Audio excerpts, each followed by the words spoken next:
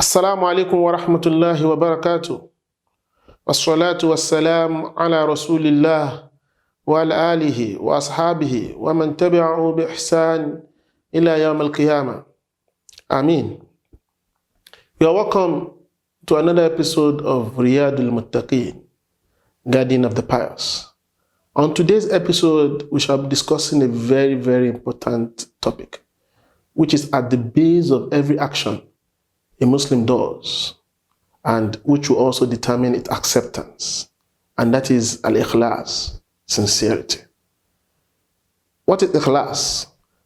Al-Jurjani described ikhlas as Allah tatluba li-amalika sha'idan ghayra Allah ta'ala, and that is not engaging in an action because of the validation of others, or because you want others to see you or praise you for such actions. When you do that, then you are negating a class. You are acting insincerely.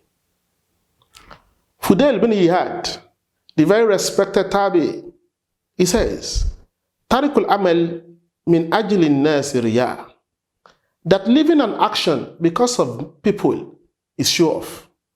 Wal al-amalu min ajli nasi shirkun, and engaging in an action because of people is shirk. While ikhlas an yu'afika Allahu anhuma, and ikhlas is Allah freeing you from the two examples above.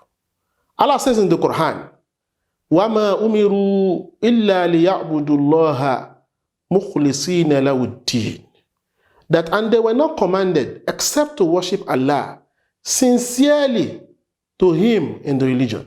So Allah, every of our action must be based on sincerity.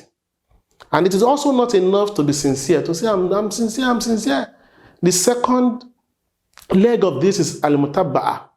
Is your action in conformity with the Quran and the Sunnah of the Rasul? So it's also a very important ingredient of having ikhlas and mutabba'a. That is only when actions would be accepted. In an hadith narrated by Abu Humama al-Bahili, he says, Ja'a rajulun ila nabiyyi sallallahu alayhi wa sallam, that a man came to the Prophet Muhammad sallallahu alayhi wa sallam, faqal, and he said, Ara'ayta rajulan gazzan yaltamisu al-ajra wa dhikra.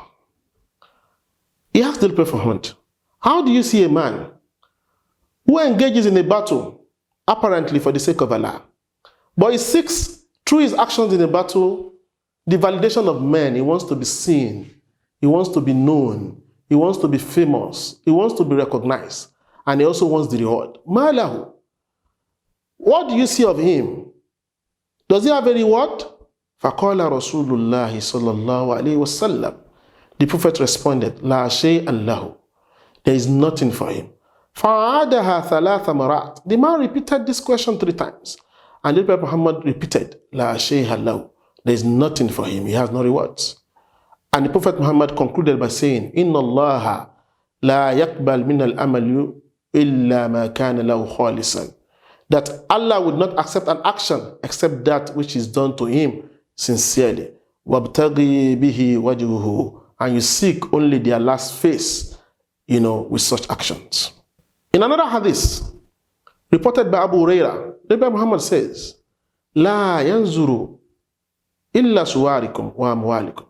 Inna Allah ta'ala la yanzuru illa suwarikum wa amwalikum.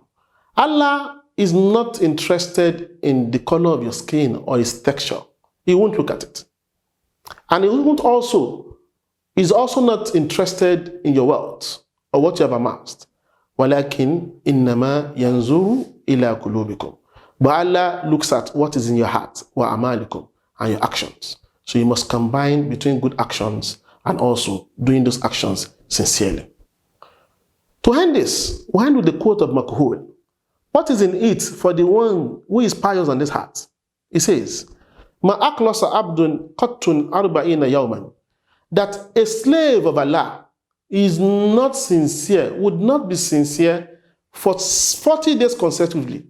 إِلَّا زُعَرَتْ يَنَابِيعُ الْحِكْمَةِ مِنْ قَلْبِهِ وَلِسَانِهِ, except that his heart and his tongue will be the depository of wisdom. I'm hoping, inshallah, biqudratullah, that we have learned one of these two things from today's episode.